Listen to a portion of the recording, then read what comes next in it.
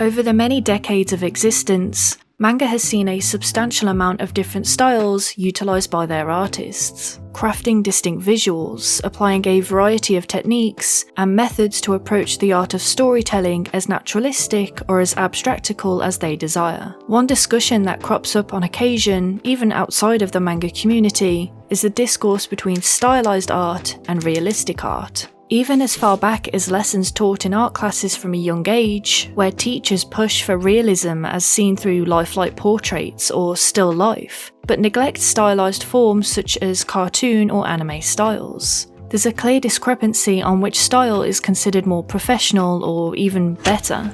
But to answer the question of my title, which art style is better, stylized or realistic? Well, the answer is both. Neither are inferior or superior to another in the grand schemes of artistry. This video isn't here to put another style down whilst appraising another, but a discussion between the correspondence of people neglecting stylized art of its skillship whilst claiming detailed art to be the best in the medium. Both styles serve as tools to unveil a narrative in pictorial form. So why the partiality for realistic art over stylized?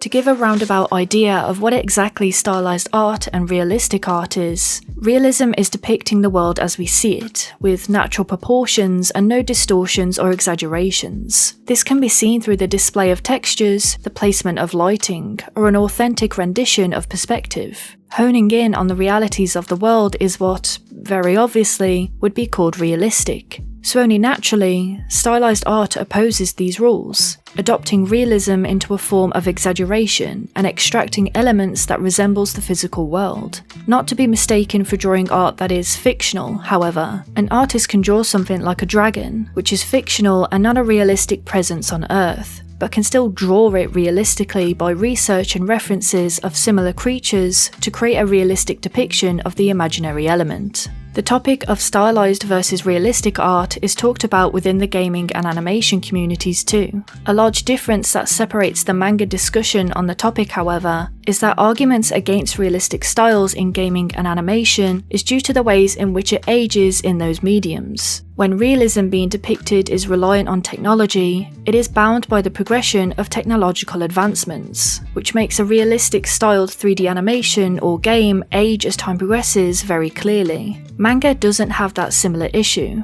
The only advancements you see in the manga industry are that of a mangaka swapping to digitally drawing their manga as opposed to pen on paper, something I'll get into a little more later in the video. But digitally drawing hasn't negatively aged manga in the way realism has affected animation and gaming. You can definitely recognise a manga may be older due to the specific style of the decade, but that's not a negative feature. Those manga are still just as beautiful and hold up to the manga of today's age, which is arguable for realistically styled animation and gaming. And to add a few disclaimers in the video, there is definitely a grey area in what is considered to be stylized or realistically designed manga, especially when there are manga that combine those two styles. Hakumet and Mikachi, for instance, has some of the most beautifully detailed backgrounds that breathe a sense of environmental scale, but the character designs are bubbly, cute and stylized, completely paradoxical to its background art. And there are many manga that follow suit in this contrast combination because it gives breathing room and improved visual hierarchy, as opposed to making everything incredibly detailed and potentially making it lack depth or appear flat. In addition, some manga, due to time limitations, may have 2 or 3 pages that are highly detailed and the rest lacking in that detail, so not all of the manga may be highly realistic. Realistic art definitely doesn't go by without judgment. There's a perception that every realistic drawing looks the same, even more so in a medium like manga, where the lack of colour makes it harder to differentiate them further. But a lot of mangaka will use different techniques to create a realistic optical effect. A Bride's Story has some of the most realistically rendered textile and patterning work I've seen in probably anything. A lot of mangaka will forego adding too much detail to materials and clothing because staying consistent from page to page takes a massive amount of work and re-referencing yourself constantly. And yet another manga that is just as realistic but for completely different reasons would be Hideout by Masasumi Kakazaki, which undoubtedly has mastered the craft of utilising realistic contrast, shadow and light. making for some phenomenal spreads. Saying all realistic content looks similar is a farce. Yes, there may be some that share similarities, like Golden Kamuy and Vinland Saga, but as mentioned before, where they differ would be their placement of detail. On top of stunning establishing shots, Golden Kamuy will oftentimes use realism for a comedic effect, or because Satoru Noda just really, and I mean really, loves drawing big hunky men. Many people will justify disinterest in realistic art because they'll compare it to a photograph. Why draw it when you can just capture it?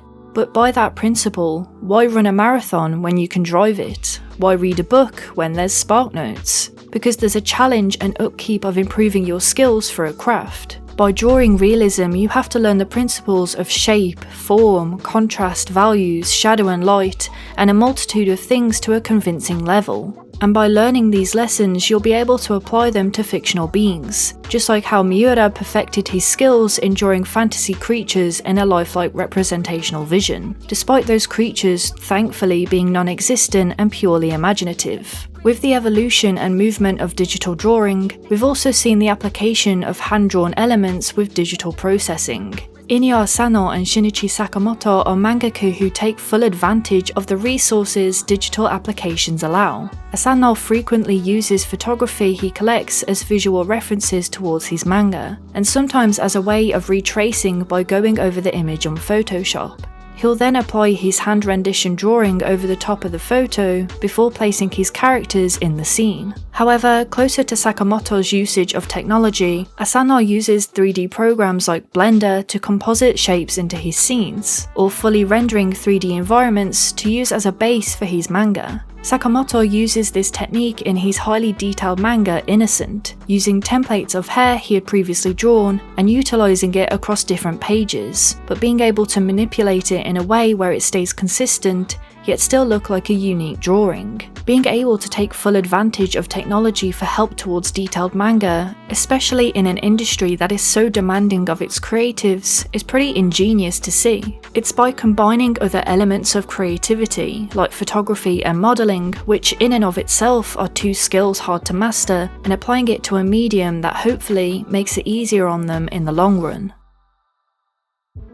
What makes stylized art a different beast to realistic is it can often rely on knowing art rules and breaking them purposefully. Some think stylized art is making it simpler to abstain from having to create realistic art, which again people assume is a much harder practice. In reality, creating stylized art can demand even more creativity and imagination from the artist, figuring ways in which to present a visual message that could be seen as abstractical nonsense to some. There are some manga, like any of Shirahara Komame's work, that have this nice balance of semi-realism that is slathered in this uniqueness that pertains only to her stylized work. For instance, if you were to look at any of her double-page spreads and remove the frequent shading lines that occur on every illustration, it would definitely take the magic away from her art style that is so distinctive in its usage. In an interview, she mentioned it was an adoption of the style close to old engravings. So while it is a layer of detailing to her work, I'd argue it leans towards stylization rather than realism, falling under decorative art as opposed to narrative art, being there purely for aesthetic reasons rather than plot-driven reasons.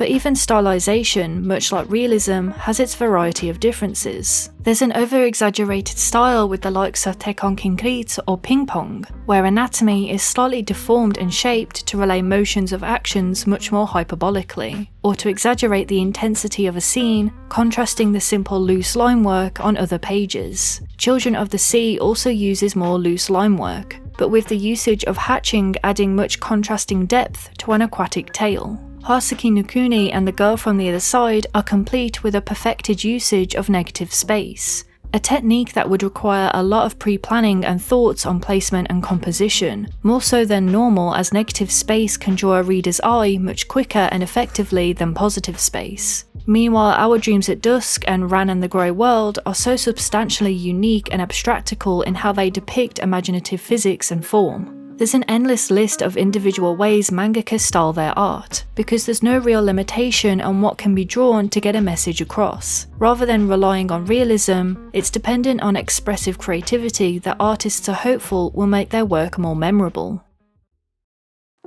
Ultimately, there's a lot of reasons why an artist chooses a specific style for their manga. The most predominant reasoning would be preference, an artist choosing a style that comes natural to them, and one they may have practiced for many years, honing in on their specialty and what makes their style individually their own. Another prime reason is mood and suitability. Certain styles will benefit more depending on the genre they cover or demographic they're reaching. For example, Junji Ito's work wouldn't be as successful in its presentation of body horror and existential terror if it were in the style of Kiyohiko Azuma's Yotsuba series, or the melancholic atmosphere that Girls' Last Tour exudes wouldn't be as fitting if it were given the highly detailed and realistic chaoticness of Akira's style. However, even if a mangaka draws within a simpler style for their manga, doesn't mean they aren't capable of crafting those highly detailed pieces so many consider as the epitome of artistic greatness. A lot comes down to what style is suitable for the story they are telling too.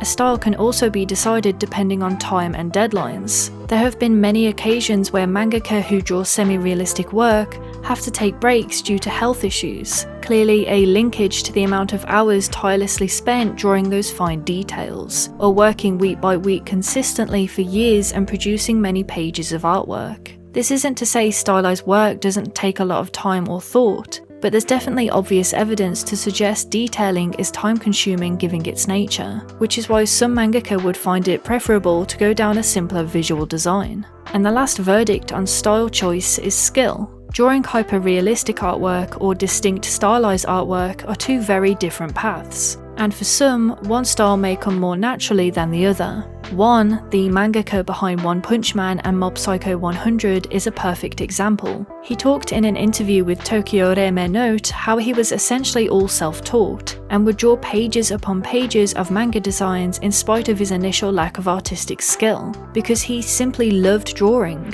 which is why his specific style still carries on even to today. Both stylized and realistic art serve their purposes in the manga medium. Manga would look drab, repetitive, and have a lack of creativity if only one style was permitted. There's something special about recognizing an artist's work just based on seeing their distinctive style alone, having their work speak for them even before dropping their name. The pair of styles are homogeneous in their role, being there to adapt the creativity within a mangaka's mind. Whether that be stylized or realistic, both art styles comparably let us take a peek into the world they have created. As always, thank you for watching. For this video, I want to give a massive thank you to my patrons, who helped give me a fleshed out list of manga I could use as examples in this video. It helped a ton. I hope you enjoyed this video, and if you did, if you were to hit the like button, that would be much appreciated. Till next time.